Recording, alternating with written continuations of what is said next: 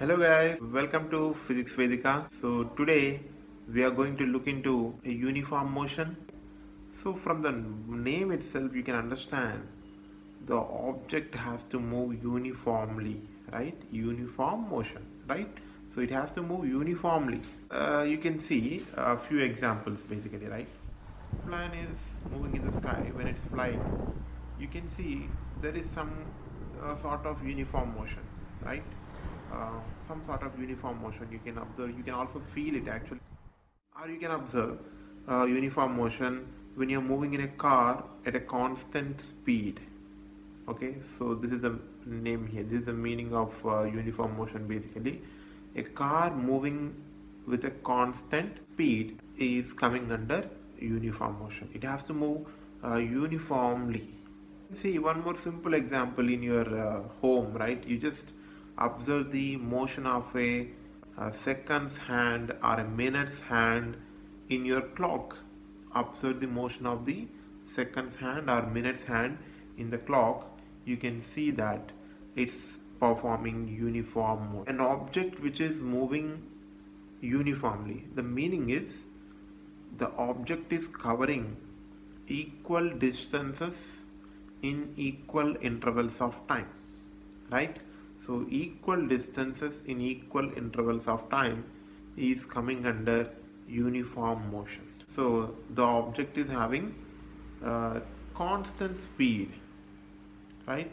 And constant speed, if it has in a straight line, right? So you can say the object is moving with constant velocity also, right? So this will come under uniform motion. And let's try to look into some interesting questions on uniform motion. So, dear children, whenever there is a uniform motion, we can use the formula where distance is given by speed multiplied by time, right? So distance is given by speed multiplied by time, or we can say speed is equals to distance upon time. So this is the thing about uniform motion. Okay, so we can write v equals to s by t. V equals to s by t. So this is a formula, we can use it whenever there is a uniform motion only. Okay, now by using this formula, let us try to solve some questions here. A car is traveling down a highway at a speed of 100 km per hour. So how far does the car travel in 24 minutes? As you can see, its speed is 100 km per hour, right? So this we can also write 100 kilometer per hour, right? So this you can write it as 100 divided by 60 kilometers per minute, right? Why? Because 1 hour equals to 60 minutes. So that's the reason I am using 100 by 60 kilometers per minute. Now I will get some simplified form. 2 3s are and 2 5s are. So that is 5 by 3 kilometer per minute it is traveling like this. Then he is asking how far does the car travel in 24 minutes. So as we know, what is the time of journey here? Time of journey is 24 minutes, right? And what is the formula? Distance equals to speed into time.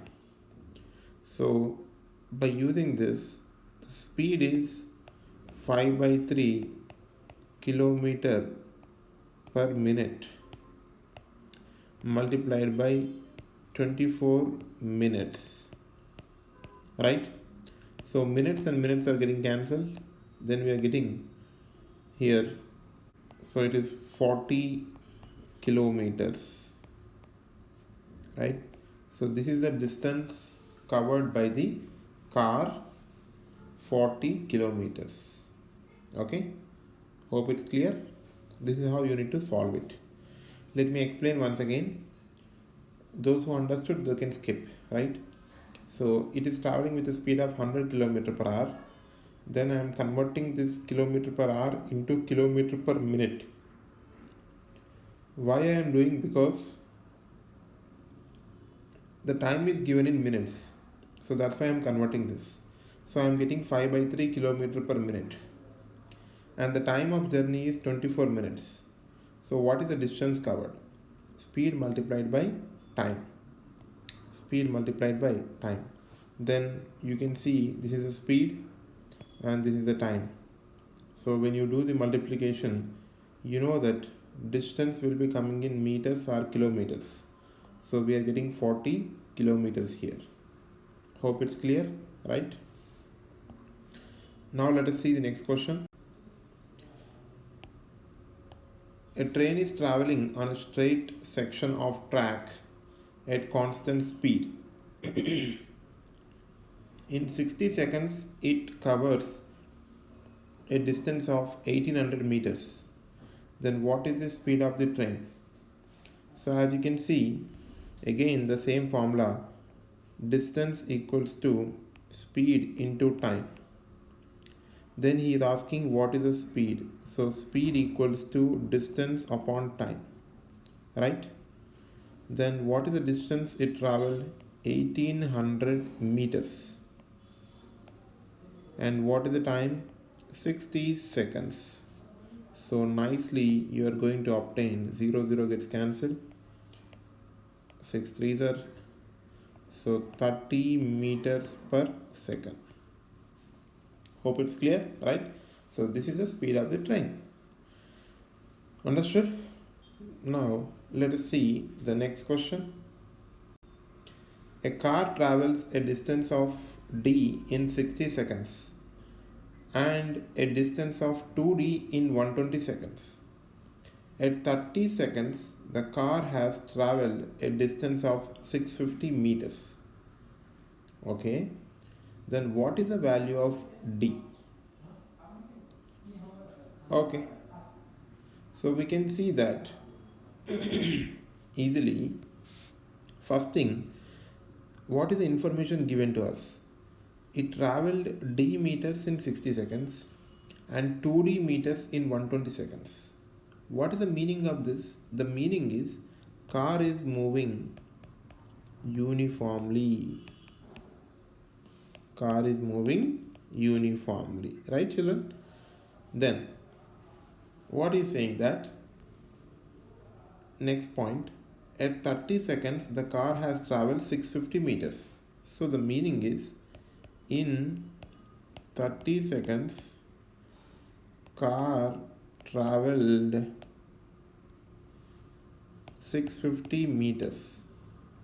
It means what is the speed of the car? Speed of the car is equals to distance by time. So there will be 650 divided by 30.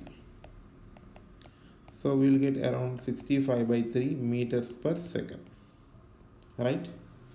Then he is asking, it traveled d meters in 60 seconds. It means distance equals to speed into time. So what is the speed we have? 65 by 3. And what is the time we have? 60 seconds. So by using this you can understand it's 1300 meters is the value of d. Hope it's clear. Actually you can solve it like in a simple way, right? What is that is, first you understood that, the short method. What is the short method here? you understood that it's moving uniformly, right? It means it is covering 30 in 30 seconds, it is covered 650 meters, right? So in 60 seconds it will cover 1300 meters, right? So directly you can give the answer. Understood? Because it's moving uniformly. So this is a short method. Hope it's clear, right? Now let us see the next question. The figure below shows the position versus time graph for a car traveling on a straight road, between which 2 points is the car experiencing uniform motion. So between which 2 points the car is experiencing uniform motion, they are asking here. First thing, uniform motion.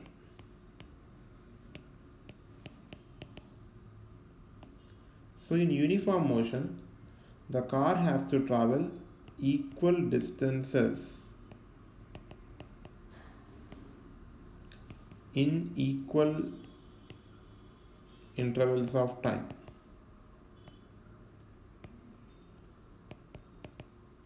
Right? It means if you draw the distance versus time graph, okay, so uniformly it is moving, means you have to get a straight line. You have to get a straight line, okay. So that is the meaning of uniform motion. If you don't have a straight line, it means it is not moving uniformly, right? So based on that information, if you look here from A to B, you can see it's a curve, so it's non-uniform. But from B to C, you can see it's a straight line, right? So based on that you can understand it's a straight line and which is a uniform motion, right? So between B and C it is performing uniform motion. And also if you observe until this D also, it means C to D also it is performing another uniform motion. If it is a straight line, right? Then D to E it's a curve again, okay. So I can say that B to C there is a uniform motion, okay, one.